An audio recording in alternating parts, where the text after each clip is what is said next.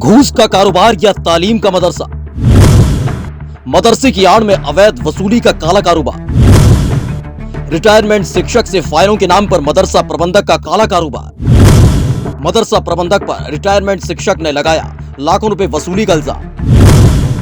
आखिर कौन है वो जो मदरसे के काले कारोबार पर ढकना चाहता है सफेद पर्दा? अब आरोपों के घेरे में मदरसा प्रबंधक, परत दर परत होगा बड़ा खुलासा। योगी सरकार अब जिन मदरसों की कुंडली तैयार कर रही है, उन्हीं मदरसों में एक मदरसा ऐसा भी है जहाँ रिटायरमेंट शिक्षकों से फाइलों पर मोहर लगाने और मदरसों में नए शिक्षकों की भर्ती कराने के नाम पर बकायदा लाखों लाख रुपयों की डील यानी वसूली होने का मामला सामने आया। पहले सुनिए कैसे एक मदरसा शिक्षक से प्रबंधक ने लाखों रुपए फाइलों पर मोहर लगाने के नाम पर हड़प ली। इंक्रीमेंट के नाम पर या जो है भर्ती के नाम पर ये जो पैसा लेते हैं केवल आपसे या अन्य शिक्षकों से भी लिया जाता है? टोटल अध्यापकों से लेते हैं। तो क्या वो शिकायत नहीं की? लेकिन वो नहीं कर पाएंगे, वो नौकरी से निकाल देंगे उनको। कौन निकाल देगा? वो अध्यक्ष जी। अच्छा, अध्यक्ष कौन है? प्रबंधक हैं कशु में, वो नहीं अली नज़ीर कादरी उर्फ कशु,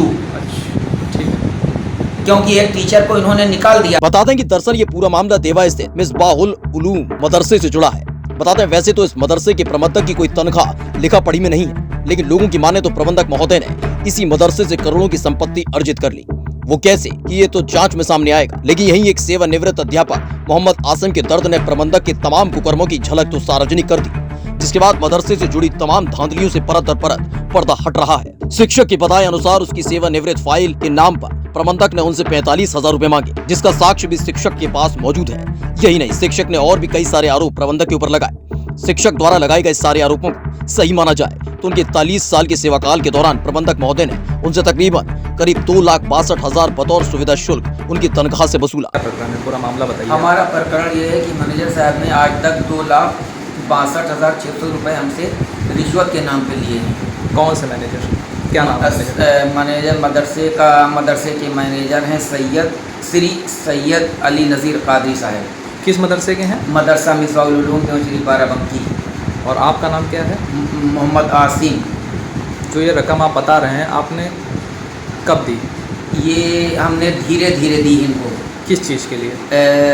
कभी इन्होंने मांगा ऑफिस के नाम पर, हाँ। कभी एरियर पास कराने के नाम पर, और कभी वो सेवानिवृत्त की फाइल बनाने के नाम पर, और कभी कोर्ट में दूसरे टीचर का चल रहा था कोर्ट, मदरसे में तो हार गया, उसको अपना कोर्ट यानी अपना उसमें वो केस कराने के चक्कर में हमसे पैसे मांगे।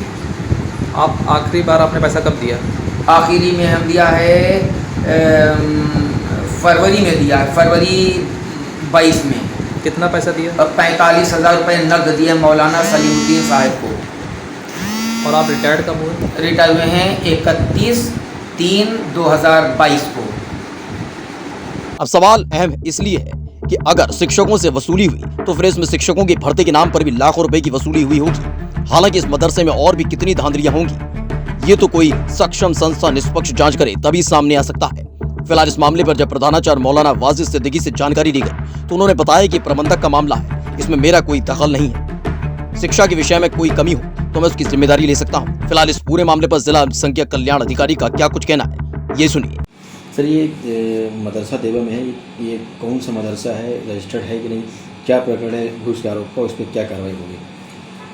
देवा में एक मदरसा है, मदरसा मिसबाहुल उलूम आमदानी मदरसा है, जिसके प्रबंधक हैं सैयद नज़ीर कादरी साहब, और वहाँ एक रिटायर्ड टीचर ने उनके ऊपर आरोप लगाया है कि उनसे विभिन्न मदों में उसके नौकरी के दौरान पैसे लिए गए। कल उन्होंने IGRS पर शिकायत की थी और मैंने। Bureau report, my Bharat.